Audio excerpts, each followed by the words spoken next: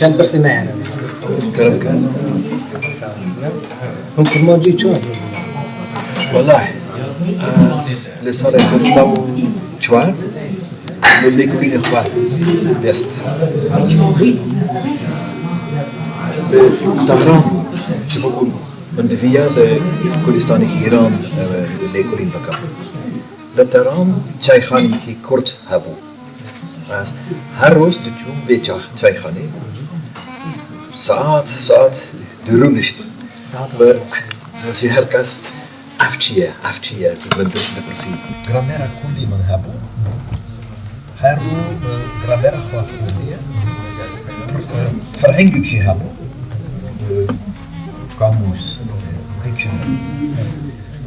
شو فرهنگی هر روز 10-20%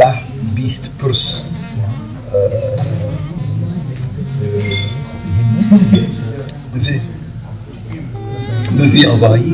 هندك الكرمانجي برسنده بكارم قلت البورا راستاتين أخو تاب إزديا همزانو هكي بعدك سبيل هابيا وإزدي زانو يكي جواني بيت چند شو سيمان شد من از زانبوم سی بکو تو خوان دبوم زانبوم ازدیچیا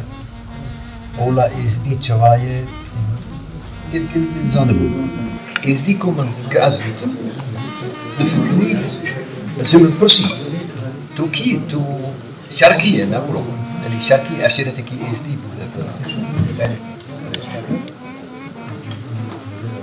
هاجرون برس بكن چند كليا ساعتي زياد بنا ناس كرب كيشان خليت برام العف برسكي بر جرينيا بلا بر زورا بر زحمته شو يزيد بنا ناس كرب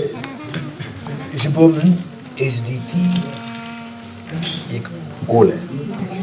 بقولهم SD بكمروف يك SD وSD يلك فرق ل أباكيش هاي جبومن دينا اسم يعني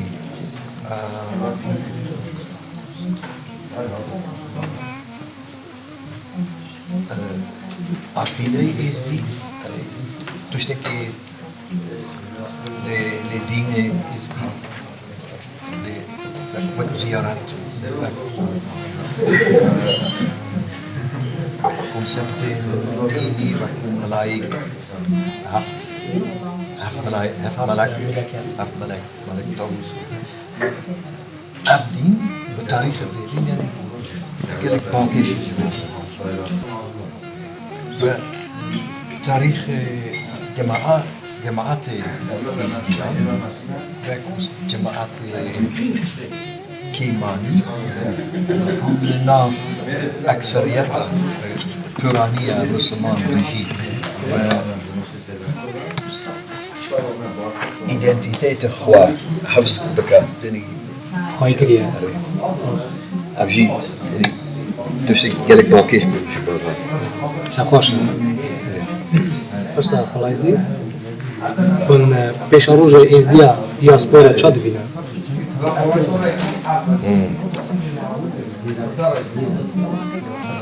ولا از الفكرة كو دياسبورا جبو إزديان خبر ميان لإيراق وتركيا وأذربيجانش برجرينه جبو كل فر آزادي هي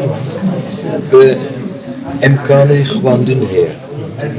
جافكانيين جالك هي بالألمان لألمانيا لهولندا إزدي دكارن جافكاني سر دين إخوان ممكن برسا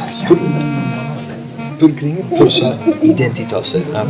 أم كيه بكويسة يعني أم برس بكل دياسبورا لجرين تردبه شو اللي مهم شو اللي جرين جبو دياسبورا شو اللي إيدنتيتي تشكرون إيدنتيتي لا مثلا عطنيته همشون كتير نبلا بوده